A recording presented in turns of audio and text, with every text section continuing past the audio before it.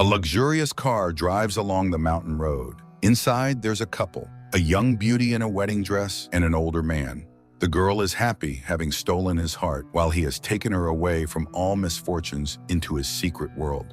Ahead is a house set in a beautiful location, mountains, trees, and a blue sky. They are greeted by housekeeper Claire and a young man whom the owner calls Oliver. Elizabeth is enchanted by the beauty of the house. Huge glass windows, coziness, and comfort. At the entrance, she sees wonderful flowers, white orchids and lilies, and she realizes Oliver is blind. An evening dinner features a lavish table and well-trained servants, and a night of love follows. In the morning, her husband shows his young wife around the house, displaying its expensive decor, paintings, and precious art pieces. There is a luxurious wardrobe filled with fashionable outfits for her, a wonderful kitchen, and rooms more beautiful than the last. All the doors have biometric locks. In one corridor, Elizabeth sees a frosted glass door and asks Henry what lies beyond. Her husband replies that it is a place she must not enter. The girl protests. She couldn't even if she wanted to. After all, there are locks everywhere. Henry explains that all the biometric scanners are set to the parameters of two people, hers and his. The next morning, Henry leaves.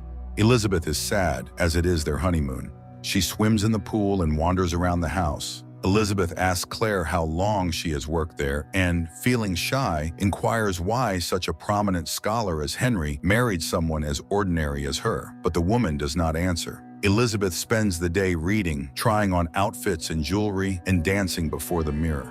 In the evening, she sees Claire and Oliver leaving the house. At night, insomnia torments her. She leaves her room and wanders through the house, unknowingly arriving at the forbidden room. Curiosity overcomes common sense, and Elizabeth steps inside. Behind the door is a room resembling a laboratory. Sensors and devices surround her.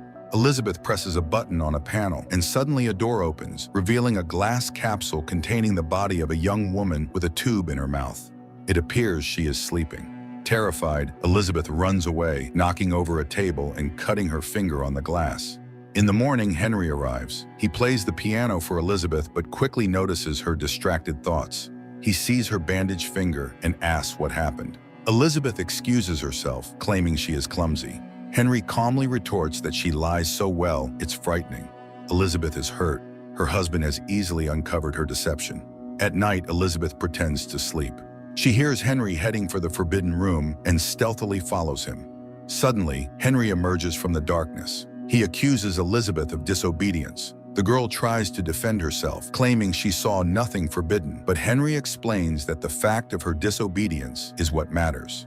Frightened, Elizabeth tries to flee but finds all the doors locked. Henry relentlessly follows her. He catches up to her on the stairs, grabs her leg, and throws her down. Then he strikes her with a metal poker. In the next scene, Henry, Claire, and Oliver dig a grave on the lawn and lower Elizabeth's body into it. After the funeral, they sit at the table. Claire asks to say that it is all over, but Henry replies that it is not the end. 6 weeks later, Henry brings in a double of Elizabeth. The same conversations, the same actions. Again, Henry asks her not to enter the forbidden room. Elizabeth promises to comply. They love each other again, while Claire watches them from the shadows. At night, Elizabeth cannot sleep. She walks around the house and finds Claire sitting in the kitchen. Elizabeth strikes up a conversation with her, filled with curiosity, as one question leads to another. Claire tries to warn Elizabeth about something, but Henry walks in and takes his wife to the bedroom. In the morning, Henry leaves, asking Elizabeth to be a good girl. She wanders through the house, calling for Claire or Oliver, but no one responds. Bored, she again tries on clothes and jewelry, swims in the pool at night, and plays the piano in the living room. The forbidden room becomes a magnet, and Elizabeth enters it, only to scream and run out. That night, she dreams a nightmare where the girl from the glass capsule, looking just like her, emerges from her sarcophagus and comes to her room. Meanwhile, Henry arrives, noticing that his wife is frightened. Elizabeth retreats to the bathroom, but Henry realizes she has disobeyed him. He bursts in, grabs her, and begins to choke her, but she kicks him in the face and escapes. Henry chases her throughout the house. In the kitchen, Elizabeth arms herself with knives, while Henry grabs a tampon soaked in ether. He sits at the piano and begins to play. Elizabeth relaxes, hearing the music, but it is a trap. A record plays while Henry stealthily approaches her hiding spot. He grabs Elizabeth and presses the tampon to her face. It seems the game is lost, but in a final move, Elizabeth plunges a knife into him. The couple lies on the floor in a pool of blood. Elizabeth regains consciousness. Henry is dead. She cleans up the blood from the floor and tidies the kitchen. Wrapping Henry's body in fabric, she loads it into the elevator, then cleans herself up. She throws away her wedding ring and burns her blood-stained clothes. The woman calls for emergency services, but she doesn't know her address. At that moment, Elizabeth sees Claire and Oliver and pretends everything is fine. Seeing the live and unharmed Elizabeth, the couple is shocked. Elizabeth claims Henry is resting upstairs. Claire heads to the kitchen, suddenly collapsing from a heart attack. She reaches for the phone and calls for help. The ambulance takes Claire away. Elizabeth tries to leave, but Oliver says he cannot protect her if she goes out the door. He understands that Henry is dead. Frightened, Elizabeth tries to explain that it was self-defense. Oliver reassures her that he hated Henry too and will help her get rid of the body. The young man asks what she remembers from her childhood. She responds that she was in the hospital for a long time after her parents died in a car accident and grew up in an orphanage. Oliver shows her a nearby house, saying that's where they lived together. Claire knows better because she worked with her. Elizabeth asks who she is. Oliver reveals that she is one of 6 clones of Henry's wife. Number 5. The girl is in shock, experiencing a true panic. She wants to return to her honeymoon. Oliver advises Elizabeth to get as far away as possible. She can take money from the safe. The girl goes to her room to pack her things. Oliver enters with Claire's diary in his hands. He asks her to read it. While she tries to decipher the handwriting, Oliver locks the doors. Elizabeth doesn't understand what's happening. She asks to be let out, but Oliver is unyielding. In despair, Elizabeth begins to read Claire's diary. She learns that Claire received an invitation from Henry to work with him because she was a prominent geneticist. When she arrived at the scientist's house, she met Oliver, but when she learned what she would be doing, she became frightened as she found herself in the midst of a tragic love story, one that was inexplicable, unpleasant, and impossible. Henry revealed that his wife died shortly after giving birth to Oliver from a very rare disease. Her genes had suddenly and severely degenerated. The grief-stricken husband cloned her cells and created 6 copies, but the disease manifested in them as well. To buy time, Henry built cryogenic chambers and placed the bodies in stasis. By the time Claire joined the project, only 4 remained. She began working and decoded the disease's gene. Meanwhile, Henry recorded messages and played music for the subjects. He hoped this would form their memories. However, the latest Elizabeth remembered nothing beyond a few seconds, suffering because she lacked a real inner world. The constant tension in her consciousness became too complex for her body to handle.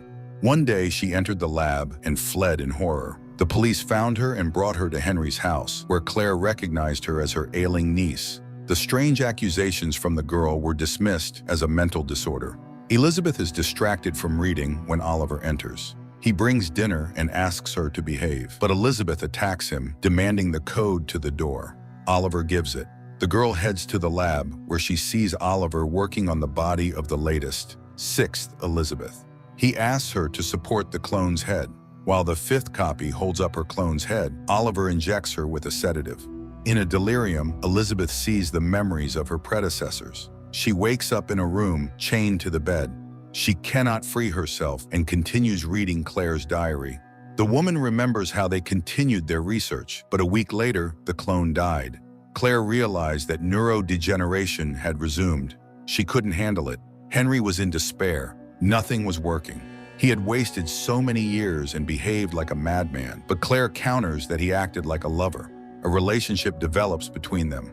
Oliver enters the room again. He wants to know what Claire wrote about him. Elizabeth explains that Claire began an affair with Henry after the death of the 3rd subject.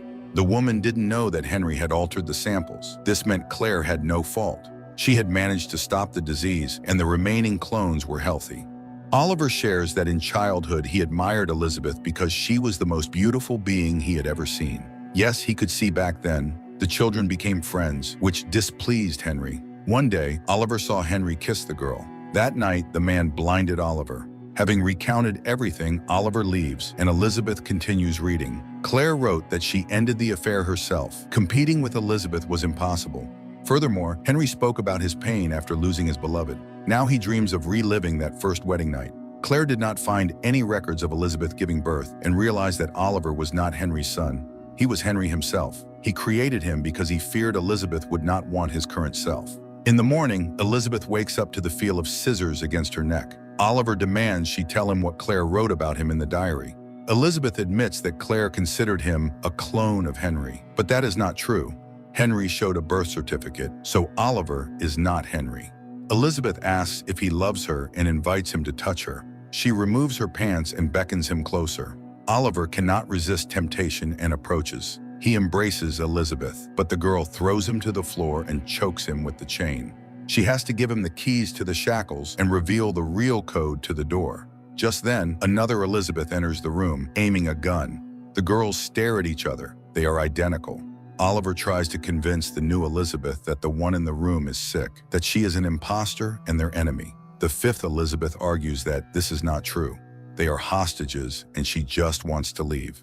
Obeying Oliver, the sixth Elizabeth orders the other to lie on the floor, but the fifth Elizabeth shields Oliver. When the sixth finally fires, the bullet kills Oliver and wounds the fifth clone. She tries to escape while the sixth clone weeps over Oliver. The injured Elizabeth exits the house. In her mind, all the visions and images that passed before her clones merge together. A gunshot rings out. The last Elizabeth kills her double. The final breath and last vision, herself, leaning close to her face. Morning comes. The last clone reads Claire's diary. Henry transfers all his possessions to Claire. Now she can continue her research. The man states that he never intended to kill the one he had wanted to resurrect all his life. It just happened. She died, and now she brings him joy by dying again and again. And no one needs to know about it. These versions are not his Elizabeth. Only by destroying them does he feel that they are real, and Henry will do everything to put an end to this. Elizabeth finishes reading. She sees a taxi pull up to the house, from which Claire exits. They meet at the door. Elizabeth leaves everything to Claire, for she deserves it. Elizabeth walks down the road, leaving behind all that is terrifying and incomprehensible. All her life she dreamed of a wonderful man. She stole his heart, and he stole her from all misfortunes into his secret world, but she no longer sleeps. The film prompts a reevaluation of many things. Above all, ethical questions arise. Can a true scientist, called to improve people's lives, use their discovery for personal gain? Is cloning a person without their consent not a crime? Even the greatest love cannot justify violence against a person. And how can one put up barriers to protect a person from such expressions of passion?